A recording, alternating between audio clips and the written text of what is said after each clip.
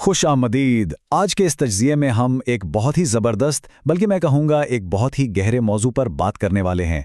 ہم عموماً سمجھتے ہیں نا کہ میٹھا بولنا ہی اچھے اخلاق کی نشانی ہے۔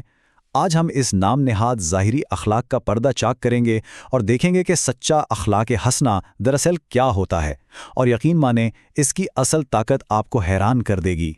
چلیں ذرا اس میں گہرائی تک جاتے ہیں۔ کبھی سوچا ہے کہ کیا محض میٹھا بولنا ہی اچھے کردار کی گارنٹی ہے؟ میرا مطلب ہے وہ جو کسٹمر سروس والی ایک بناوٹی سی مسکراہٹ ہوتی ہے، کیا وہ واقعی انسان کی روح، اس کے باطن کی عکاسی کرتی ہے؟ ظاہر ہے اوپر سے شائستہ نظر آنا ایک الگ چیز ہے، لیکن اندر سے سچا ہونا یہ پوری ایک الگ ہی کہانی ہے۔ اب ذرا کسی فلائٹ اٹینڈنٹ یا کسی دکان کے سیلز مین کے بارے میں سوچیں۔ وہ آپ کو دیکھ کر مسکراتے ہیں، بہت میٹھا بولتے ہیں، لیکن سچی بات یہ ہے کہ یہ شائستگی تو ان کی کارپوریٹ ٹریننگ کا حصہ ہے نا۔ اس کے پیچھے تنخواہ اور بونس کا لالچ ہوتا ہے، اندر سے وہ شاید شدید جھنجھلاہٹ کا شکار ہوں۔ تو یہ اصل اخلاق تو نہ ہوا۔ سچا اخلاق تو یہ ہے کہ انسان اپنا وعدہ پورا کرے، سچ بولے اور دنیاوی لالچ سے بالکل بے نیاز ہو جائے۔ اب اس حوالے سے جو بات واقعی بہت دلچسپ ہے وہ یہ ہے کہ جب ہم ظاہری شائستگی سے اوپر اٹھتے ہیں تو ہمیں نبی کریم صلی اللہ علیہ وآلہ وسلم کا وہ عظیم معیار ملتا ہے جس نے اخلاقیات کی پوری تعریف ہی بدل کر رکھ دی۔ دیکھیں، یہ بات ہمیں ایک بالکل نئے ایک زبردست معیار کی طرف لے جاتی ہے۔ بات صرف یہ نہیں ہے کہ نبی کریم صلی اللہ علیہ وآلہ وسلم نے وہ کام کیے جو پہلے سے اچھے سمجھے جاتے تھے، بلکہ سچ تو یہ ہے کہ جو کام آپ نے کر دیا نا وہی اچھائی کا حتمی معیار بن گیا۔ ذرا سوچیں، آپ نے اپنی نبوت کے ثبوت میں کوئی طلسماتی دعوے نہیں کیے، بلکہ لوگوں کے درمیان گزاری ہوئی اپنی 40 سالہ کھری، سچی اور بالکل بے داغ زندگی کو پیش کیا، یعنی آپ کی ذاتی اخلاق کا سب سے بڑا پیمانہ ہے۔ آئیے اب آگے بڑھتے ہیں اور دیکھتے ہیں کہ یہ معیار معاشرے کے پسے ہوئے طبقے پر کیسے لاگو ہوتا ہے اور کیسے کمزوروں کو ایک نیا مقام ملتا ہے۔ ہوتا یہ ہے کہ جب معاشرہ کمزوروں کو بالکل نظر انداز کر دیتا ہے تو اصل کردار وہاں ابھر کر سامنے آتا ہے۔ آج کل تو پڑھے لکھے ہونے کے زوم میں لوگ ان پڑھ یا غریب لوگوں کا کھلے عام مذاق اڑاتے ہیں، ٹھیک ہے نا؟ لیکن سچا اور اصلی کردار وہ ہے جو ایک عام سے دیہاتی، کسی بدو، انتہائی غریب انسان اور یہاں تک کہ ان لوگوں کو بھی گلے لگائے جنہیں معاشرہ پاگل یا ناکارہ سمجھتا ہے۔ اصل کمال تو ان کو بااختیار بنانا ہے۔ ذرا اس حیرت انگیز بلکہ شاکنگ واقعے پر غور کریں۔ ایک دیہاتی آیا اور اس نے نبی کریم صلی اللہ علیہ وآلہ وسلم کے سخت یمنی چادر کو اتنے زور سے کھینچا کہ آپ کی مبارک گردن پر نشان پڑ گیا۔ اس کا انداز بڑا تلخ اور جارحانہ تھا۔ ظاہر ہے وہ بھوکا تھا، کچھ مانگ رہا تھا۔ اب عام حالات میں کیا ہوتا؟ غصہ، لیکن جواب میں نبی کریم بس مسکرا دیے۔ غصہ کرنے کے بجائے مسکرانا اور پھر اس کی ضرورت کو اس کی توقع سے بھی زیادہ پورا کر دینا، یہ ہے وہ عظیم کردار جو کٹر دشمنی کو بھی محبت میں بدل دیتا ہے۔ اسی طرح کا ایک اور بہت ہی خوبصورت واقعہ حضرت ساحر رضی اللہ تعالیٰ عنہ کا ہے۔ وہ ایک بالکل سیدھے سادے سے دیہاتی تھے۔ ایک دن بازار میں وہ تھوڑا احساس کمتری کا شکار تھے، خود سے کہہ رہے تھے کہ میری تو کوئی وقت ہی نہیں، مجھے بھلا کون خریدے گا۔ ایسے میں نبی کریم صلی اللہ علیہ وآلہ وسلم پیچھے سے آئے اور انہیں محبت سے گلے لگا لیا اور ان کا حوصلہ یہ کہہ کر بڑھایا کہ تمہاری قیمت اللہ کی نظر میں بہت زیادہ ہے۔ بتائیں، ہے نا کمال کی بات؟ اب ذرا آج کے دور کا حال دیکھیں۔ اعداد و شمار کے مطابق صرف پاکستان میں تقریباً 5 لاکھ، جی ہاں 5 لاکھ رجسٹرڈ ذہنی مریض ہیں جو پریشانیوں اور دوائیوں کے سہارے بمشکل جی رہے ہیں۔ یہ اتنا بڑا اور دل دہلا دینے والا نمبر ہمیں بتاتا ہے کہ ہمارا آج کا یہ ماڈرن معاشرہ اپنے بیمار اور کمزور لوگوں کو کیسے بالکل تنہا چھوڑ دیتا ہے۔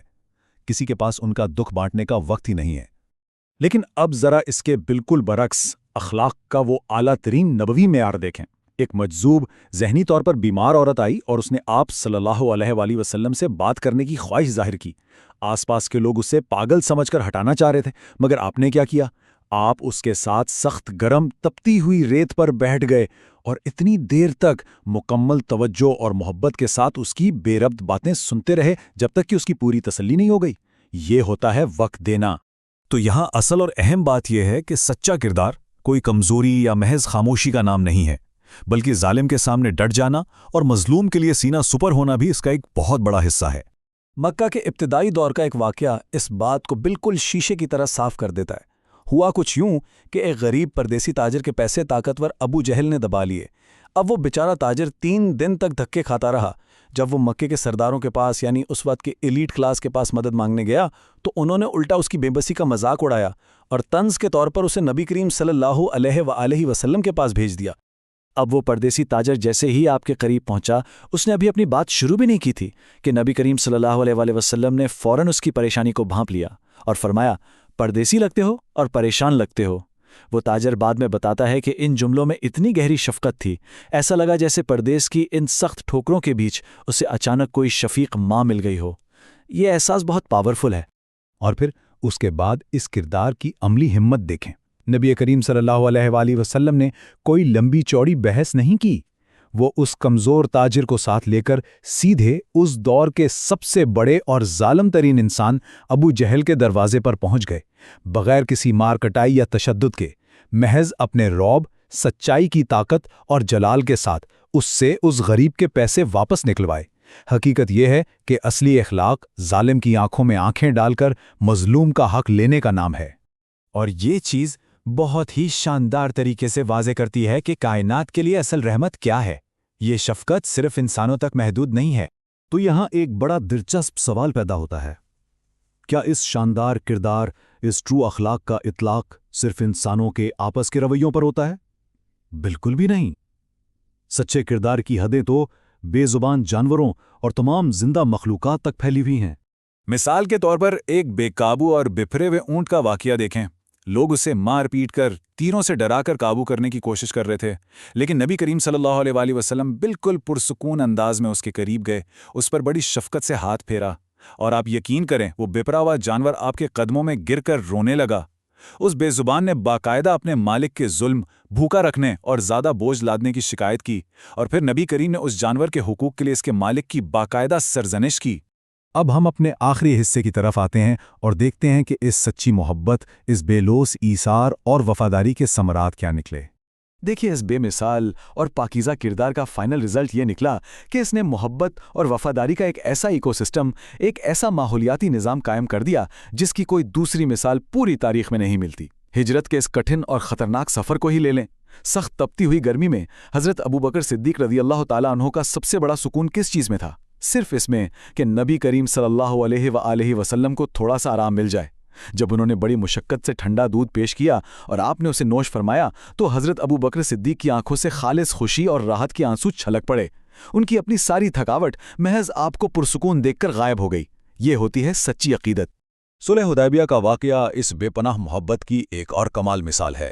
جب معاہدہ لکھا جا رہا تھا تو کفار مکہ نے بڑی ضد کی کہ رسول اللہ کا لفظ مٹا دیا جائے۔ حضرت علی رضی اللہ تعالیٰ عنہ کے ہاتھ میں قلم تھا، لیکن محبت اور ادب کا غلبہ اتنا تھا کہ انہوں نے قلم رکھ دیا۔ بڑے جذباتی ہو کر عرض کی کہ مجھے یہ نام لکھنا تو آتا ہے، پر مجھ سے یہ نام کاٹا نہیں جاتا۔ یعنی پروٹوکول اور ضوابط ایک طرف اور سچی محبت ایک طرف۔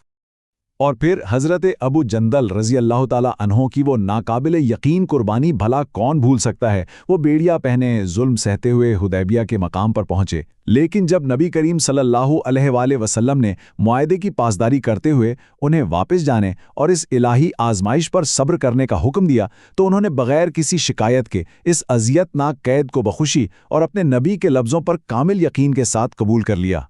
تو خلاصہ یہ ہے کہ سچے اخلاق کا نتیجہ صرف چند فالوورز یا پیروکار بنانا نہیں ہوتا۔ اس کردار نے ایسی بے مثال محبت اور وفاداری کو جنم دیا جس نے راتوں رات ایک پوری قوم کی کایا پلٹ دی۔ اس نے ایک ایسی کمیونٹی بنائی جس کی جڑیں گہری ہمدردی میں پیوست تھیں، ظلم کے خلاف ایک زبردست اخلاقی طاقت کھڑی کی اور عام انسانوں کو بدل کر انصاف اور حق کا ایسا لیڈر بنا دیا جس کی مثال نہیں ملتی۔ تو اب اس سب پر بات کرنے کے بعد اب ہم سب کے لیے سوچنے کا مقام ہے، کیا ہم آج کی اس تیز رفتار اور کمرشل دنیا میں محض ان سطحی، بناوٹی اور مطلبی مسکراہٹوں پر گزارا کر رہے ہیں، یا پھر ہم اس گہری ہمدردی، لازوال شجاعت اور سچے کردار کو اپنانے کی کوشش کر رہے ہیں جس نے حقیقت میں انسانی تاریخ کا رخ موڑ دیا تھا؟ یہ وہ سوال ہے جو ہمیں خود سے ضرور پوچھنا چاہیے، کیونکہ سچی بات ہے، ہماری اصل کامیابی اسی جواب میں چھپی ہے۔